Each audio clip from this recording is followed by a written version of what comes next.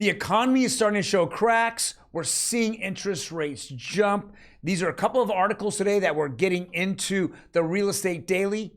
Welcome, everyone. My name is Troy, and every day, Monday through Saturday, we give you the best and latest news on real estate, mortgage, and the housing market. But before we start, please hit that subscribe button. Surely helps the channel out. We are growing, 10, 20 people every single day. We want to get out this 5 to 10 minute content to as many people as possible so they can make better decisions in their life if they're looking to buy a home, refi a home, or just interested in the real estate industry in general. Let's jump right into it. CNBC article. Here is another crack in the armor of the economy. It says weekly jobless claims rise to 260,000 ahead of non-farm payroll reports. Yes, we're starting to see it. The Fed is saying that they're looking for employment destruction. That is probably the worst words that anyone in America wants to hear. But we keep hearing Fed Chairman Powell say that over and over. The reason why they want you back on unemployment is that you're not receiving as much money as if you work, and then you don't spend as much money out there as possible. And so the less money spent, inflation will go down, the demand goes down, inflation goes down. This is not good, guys. This is not good. They caused the issue, 12 months ago when they didn't go ahead and take inflation serious. They called it transitory. They let it build up. It was literally, by the time this administration took over, it was a little over 1% inflation. Now we're at 9% inflation. It's 42-year high. To see that they're trying to get people to lose their jobs is ridiculous. And later we're going to go over a couple of Fed chairmen and what they're thinking for the future, but one that really tells you how she feels. And I believe this will hit home really bad for a lot of people. Next article is Opendoor. Now, Opendoor is a company, it's a Wall Street company that comes in and just buys your home cash outright. But for us people that have been in the industry, us real estate agents in the industry, they're destructors of communities. So what they'll do is they'll come in and they'll make you an offer, typically slightly below what the actual market value is. Then they'll do the switch and bait. What that means is they'll come in and say, well, we need to do an inspection on the house, and then they'll have a contractor show up, and then they'll give you a list of things that need to be done, which then they'll ratchet that price down. Then you read the small print, and they'll tell you all day, we don't charge commissions like real estate agents. We don't charge commissions. Well, they've changed the word commission to convenience fee. Convenience fee. Those convenience fees are 6 to 7%. That means it's just convenient when you want to leave and you want to sell your house, they'll charge you 6 to 7% of a home, your value of your home, just to leave when you want to on time. Now, you don't have a choice on convenient fees. Let's say you say, whatever you guys want to buy it, I'll move out. Sorry, because of that, we're going to charge you convenience fee regardless, which is 6 or 7%. Typically, we're seeing homes being sold around the United States from Opendoor. There's several different companies out there, about 10 to 15% below market value. And then they turn around and they do a little bit of work and they flip it and put it back on the market. Well, they've been very deceptive. When you're saying that you're not charging a commission and you're just using the word commission and then convenience fee, it's the same thing. There is no ifs, ands, or buts about it. So with that being said, they just got nailed. Opendoor to pay $62 million to settle FTC claims. They misled home sellers. No kidding, you misled home sellers. That's why this company is continually trying to raise money and is extremely negative. When you look at their quarterly report, it's ridiculously negative. I know that the first quarter of this year, they were down, I think, $400 or $500 million. I can't believe VCs keep pouring money into this black hole. Literally, I don't get it. I don't understand it. It's again, one of those things I always say, it's really good on paper, but when you put it to practice, it's a terrible idea. And sooner or later, you're going to see all the VCs pull out of this project, and it's just going to go bankrupt, I predict that within the next, I don't know, 12 months, 12 to 18 months, it's gone. We don't have to deal with Opendoor anymore. Next article here, and we're going to get in the Fed. So as we found out, as we heard actually last week when Fed chairman came out, after they raised the rates 0.75 basis points, he came out really, really dovish, really, really positive.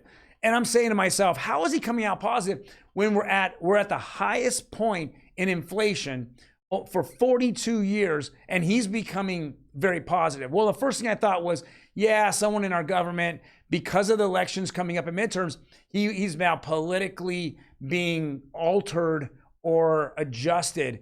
Now, that's what I think he came out. But the last couple of days, we're seeing all the other Fed chairmen across the United States, and I believe there's 12 of them, and they're now like really negative. So here's Fed bullards seeing more interest rate hikes ahead with no U.S. recession. Now, of course, you know, U.S. recessions are caused by rate hikes, right? It's caused by the Fed.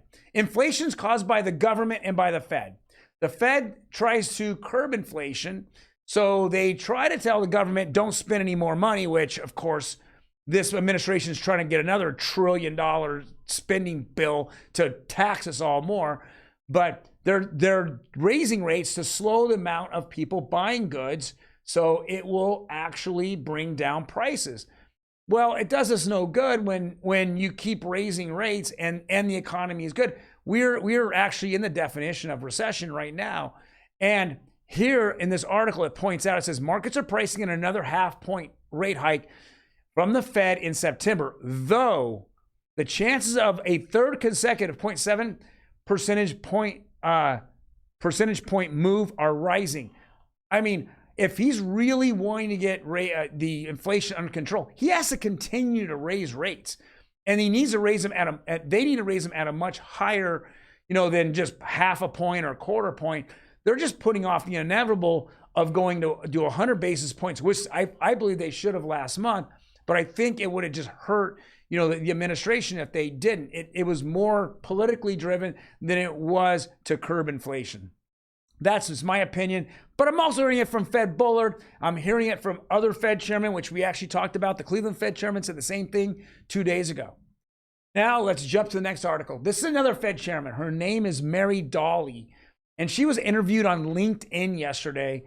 And I just think this is crazy. I mean, for her to come out and say some of the most insensitive things while the country is getting crushed by inflation, people are taking multiple jobs. Some people are not making ends meet, or they're having to sacrifice personal, pleasures to give that money over for food, energy, gasoline.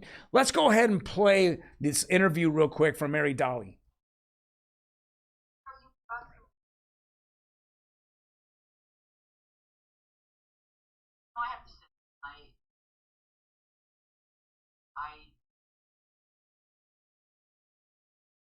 Prices rising.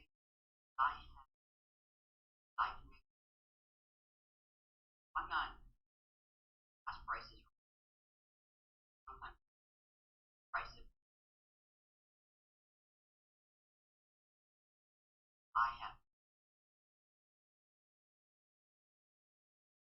Are you kidding me?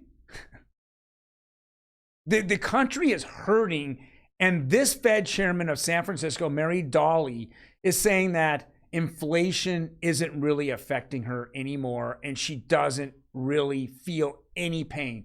And she's not the only one. There are, quote, many, many, many people not feeling the effect of inflation. Well, let's go ahead and go over why Mary Daly, is saying this.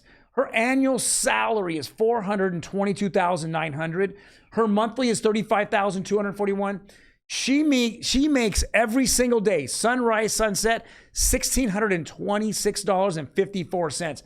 And let me ask Mary Daly and all the other Fed chairmen who are making pretty much $500,000 a year, how did you F up the economy so bad 12 months ago to allow inflation to run absolutely rampant You're the ones that when inflation shot up from 1% to 6%, called it transitory or called it's just in the moment. It's going to come down automatically.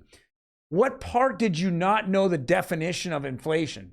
The definition of inflation is the printing of money by the Fed plus the government, spending money, spending money on money they don't have.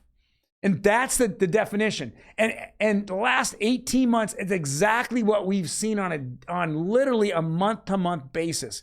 If they think that inflation is going down because the gasoline that's being, imported from other countries is going to bring down inflation, well, I'm going to be the first to tell you, inflation numbers might show going down from 9.1 to 8.8.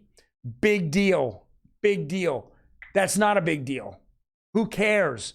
Everyone still has to deal with $4 gas. Everyone still has to deal with, 70% hike in food prices.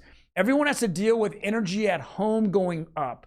It doesn't matter, and then going forward, we're still seeing the same things. The insensitivity of this woke, society is just ridiculous at this point. It's like, oh yeah, it doesn't affect me. I don't care, but I'm going to make decisions to affect everyone in the country, but I just don't care, right? It doesn't affect me. Shame on you, Mary Daly. You should care about the citizens that you are actually supposed to represent. This is not a good look for the Fed, and this is where now we need a huge change coming up. Next article is probably the worst of all. I mean, this is ridiculous. Look at the rates. Look at the rates that jumped up yesterday. This is the worst I have ever seen it. 30-year conforming, conventional. Look what it hit. It went up 12 basis points to 5.44. 15-year conforming went up 26.5 basis points. The biggest one day I've seen. But look at jumbo. My Lord, it went up 40 basis points. 2 days ago, this was under 5%. Now it's at 5.5%. This is ridiculous. Then we look at FHA. That's probably the least affected because the government is able to control it. But that jumped to 0.07, so 7 basis points. We're seeing, look at the graph. You can't really see the graph here, but the graph it's going down, down, down, and boom, shoots right up. And I think because of these jobless claims, I think we're going to see even higher rates tomorrow. Yes, this is, as we just started to get that housing market back, this is going to be crushing blows for the housing market going forward. This just shows that the Fed just is here to destroy employment and destroy the housing market and to crush you on your credit card interest rates. So instead of buying more things that you personally like, you need to spend and give that money more back in interest to all the credit card companies and all the banks out there. Guys, sorry I went on my rant. There's a lot going on out there in the world and in our economy. Just want to make sure you have all the details. And I know that there's a lot of my opinion in, but I feel that this needs to be, highlighted. If you have any comments, please leave them below. I really would appreciate it. I have no problem answering your comments as well as listening to you. If you have a story in which the inflation is hitting you, not like Mary Daly where, hey, it's party time, guys. Where's the next round coming from? If it's hitting you, I want to hear your story. Leave it in the comments or go check us out on our other social medias on Instagram. You can DM me there. You can DM me on TikTok or Facebook. I'm more than happy to answer questions or to even listen to you or to give you, some of my opinion or advice that is going on. Guys, you guys take care. Hopefully we see something better tomorrow. We see a little more light in the tunnel. Have a happy Thursday. I'm out.